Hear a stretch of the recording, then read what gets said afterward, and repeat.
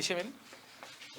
2018లో police constable ఇది supreme court ఏమి ఇచ్చింది, 1370 పోస్టులు అన్విల్లింగ్ పోస్టులు మిగిలిపోయినాయి అని ఇచ్చిందన్న. అవి ఇస్తే ఇప్పుడు అప్పుడు గవర్నమెంట్ పట్టించుకోలేదు.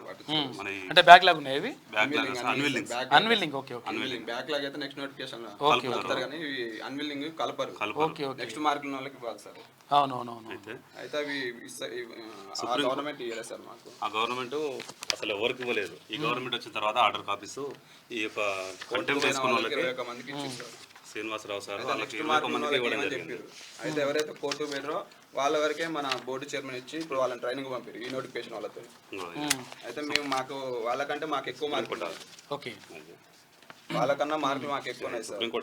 సుప్రీంకోర్టు ఆర్డర్ ఏమున్నదంటే, రాష్ట్ర ప్రభుత్వం పోలీస్ కానిస్టేబుల్ భర్తీ ప్రక్రియ కోసం నిర్వహించిన పరీక్షల్లో మెరిట్ లిస్టులో తొలి వరుసలో ఉన్నవారు ఆ పోస్టు తీసుకోకపోతే తర్వాతి వరుసలో ఉన్న వారికి అవకాశం కల్పించాలని సుప్రీంకోర్టు స్పష్టం చేసింది.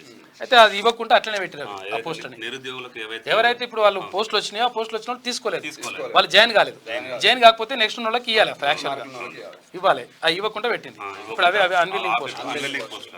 సుప్రీంకోర్టు కూడా అదే ఇచ్చింది. ఎక్కడ కూడా ఇప్పుడు సుప్రీంకోర్టు చెప్పింది క్లియర్. నిరుద్యోగులకు ఏమైంది, నెక్స్ట్ మెరిట్ ఉన్న ఎవరైనా సరే నిరుద్యోగులు వాళ్ళని ఆదుకోవాలని చెప్పేసి ఇంతకుముందు ముంజా ప్రవీణ్ కేసు లో అదే చెప్పింది. అవును. ఇప్పుడు మళ్ళీ నెక్స్ట్ ఇప్పుడు నారమెట్ల వంశీ అండ్ టీఎస్పీఎల్ఆర్పీ బోర్డు దాని కూడా అదే విషయంలో కూడా అదే చెప్పింది. ఏదైతే ప్రభుత్వం చేసింది 2018 నుంచి ఆ ప్రభుత్వం ఇవ్వలేదు. ఏమన్నారు, ఏవి ఎవరికి కూడా ఆయన కూడా మారిస్తే అయిపోతుందేమో. అది ఏంది ఇప్పుడు టీఎస్ఎల్ పిఆర్బి అని ఉండగా చైర్మన్ శ్రీనివాసరావు మొత్తం కూడా కలుస్తలేడంట, ఎవరిని కలుస్తలేడంట, కనీసం వీళ్ళ బాధలు పట్టించుకుంటలేడంట.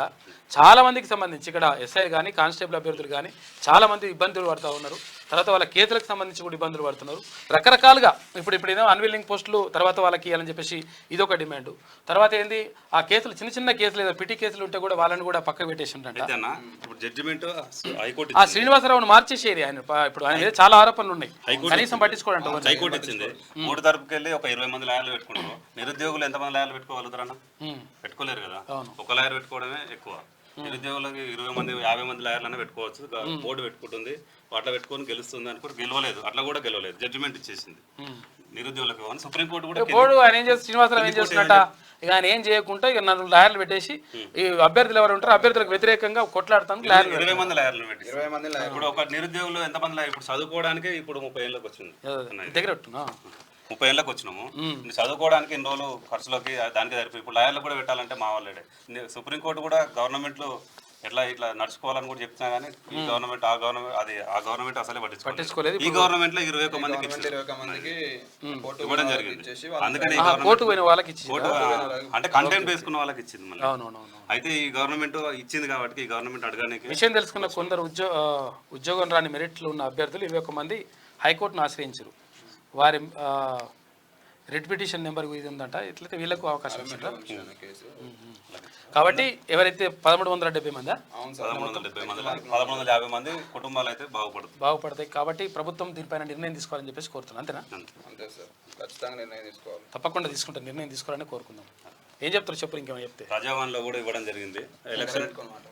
ఎలక్షన్ కమిషన్ అదే కోడ్ కంటే ముందరనే వచ్చి మాట్లాడడం జరిగింది, ఇవ్వడం జరిగింది. ఓఎస్డీ మేడాన్ని కూడా కలవడం జరిగింది సార్. అదే కలిసి మా వినతి పత్రం ఇవ్వడం జరిగింది. అలాగే ఇప్పుడు మినిస్టర్లను కూడా కలవడానికి ప్రయత్నిస్తున్నాము. ముందుగా వచ్చి గవర్నమెంట్కి మా యొక్క విన్నపం ఏంటంటే ఇప్పుడు 1350 కుటుంబాలు అయితే బాగుపడుతున్నాయి.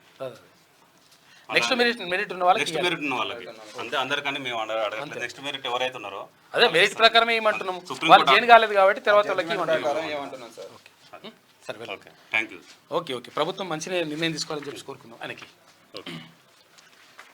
అది వాళ్ళది పాపం. ఆ శ్రీనివాసరావు అనేది అది ఎవరు ఇప్పుడు ఎవరు టీఎస్ఎల్ పిఆర్బి చైర్మన్ ఉన్నాడు కదా, ఆయన పోలీస్ రిక్రూట్మెంట్ బోర్డు చైర్మన్. ఆ శ్రీనివాసరావు పైన బాగా ఆరోపణలు ఉన్నాయి. ఆయన ఎవరికి స్పందించడు, రెస్పాండ్ కాడు, రకరకాలుగా ఆరోపణలు ఉన్నాయి. కాబట్టి ఆయన తీసేస్తే మంచిగా ఉంటుంది. తీసేసి ఇటువంటి పాపం ఆ నిరుద్యోగులకు మంచి చేయండి.